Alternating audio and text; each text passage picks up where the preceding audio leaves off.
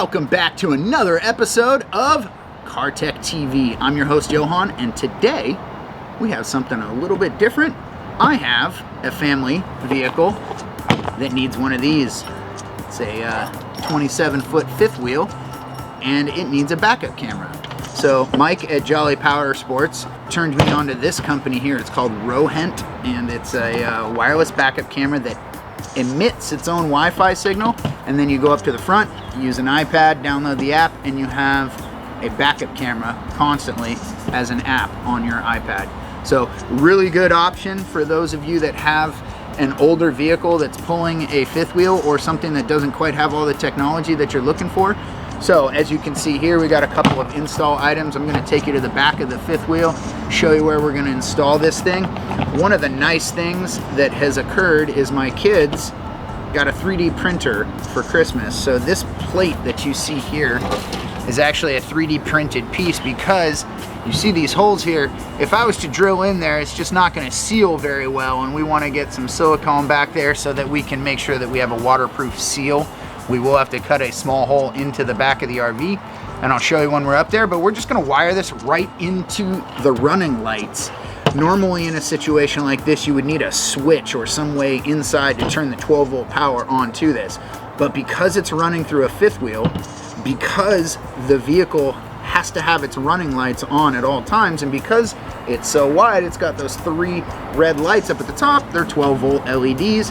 I'll show you here in a second, but we're just gonna wire this right into that. So as you're sitting in the truck, turn on your running lights and your camera's on. It's kind of a no-brainer. You're always gonna have it on if you need it, and then you have it with a constant 12 volt. Just make sure that you have the appropriate equipment for drilling. Get yourself a cordless drill, blue tape, something to mark. You're gonna also wanna step up in drill bit size. Make sure you have all the equipment, and let's get at it.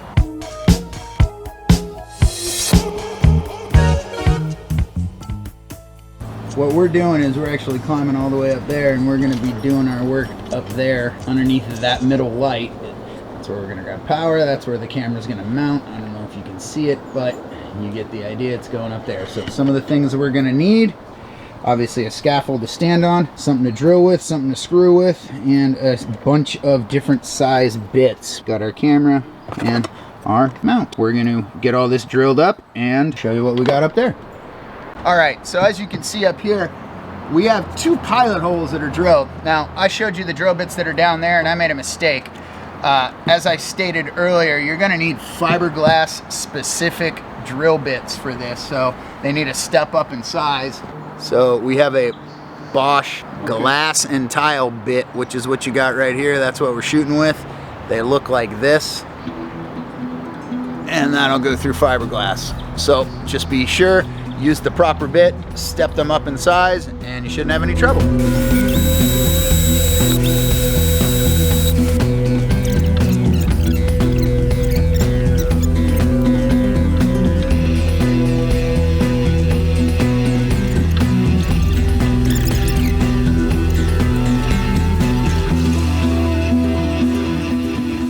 Originally, it was green running to the black side on the light and white running to the white side on the light. It's still that way. We just now have the black from the backup camera going to the green and the black, and the red going to the white side. Next thing, now that we have all this hooked up, I need to get my truck back here so that we can hook up the 7-pin and turn on the daytime running lights to get these to go on.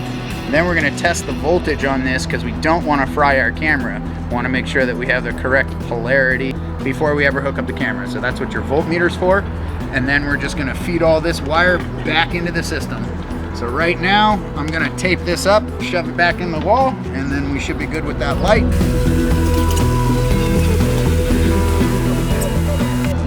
As a quick side note, I don't know, maybe you found this, maybe you haven't, but not all electrical tape is made the same. There are some very fine patents from 3M and DuPont, and these companies make some of the best chemicals in the world. Get yourself 3M tape. Don't buy Central Pneumatic, don't buy the Home Depot brand. They're just not going to work as well. You'll find that they don't rip as well, you can't tear them, they don't stick as well. There's a multitude of reasons why going with 3M tape is definitely the way to go. Do yourself a favor.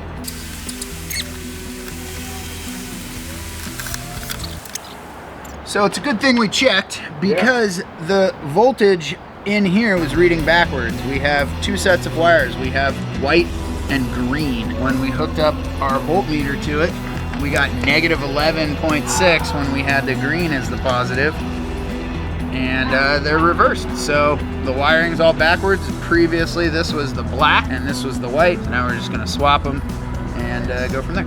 As you can see, when I touch this to the outside, we get 11.4, so no negative anymore. So we have the polarity correct. We are gonna just go ahead and get this thing installed. Get your camera working, turn on your iPad, locate that, which is the Wi-Fi that the camera is pushing out, and then you come and you find your app, and there you are. A camera and an iPad, and there's the camera, and there's the iPad. So we know that everything's working. So we figured out our polarity. We're gonna actually go ahead and button up this top area. As you saw, I was squirting a little bit of silicone in each of these holes. Don't mind the neighbors and their motorcycles. A little bit of silicone, kind of hold this in place. A little bit of waterproofing, and our screws are gonna be a little bit better on that hole. All right.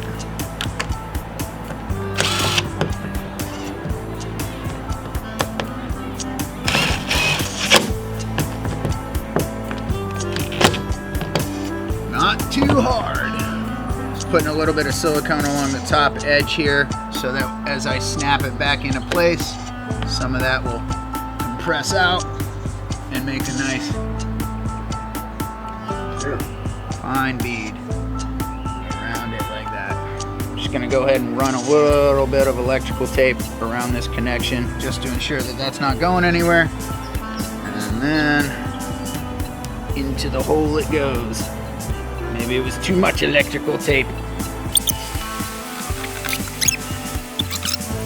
So now the ultimate idea here would be that as we do this, each of these O-rings stay because of the silicone. We got some that are a little bit smaller for the two inner screws, and then the other ones are bigger for the larger screws.